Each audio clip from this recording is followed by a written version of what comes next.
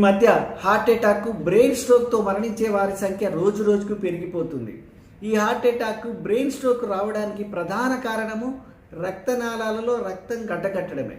ఈ రక్తనాళాలలో రక్తం గడ్డకట్ట ఉండడానికి కొన్ని ఆహార పదార్థాలు తీసుకున్నట్టయితే అవి రక్తాన్ని పలచన చేస్తాయి. అవి ఏంటి? ఒకటి పసుపు.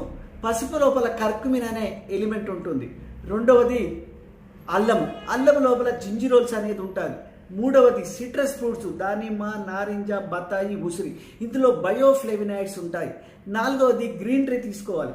గ్రీన్ టీ లోపల క్యాటోచిన్ అనే ఒక కెమికల్ ఉంటుంది. ఇది ఫైబ్రిన్ ఇవి రక్తం కట్టడానికి ప్రధానం. ఈ రక్తం కట్టకుంటే వీటిని తగ్గించేస్తుంది.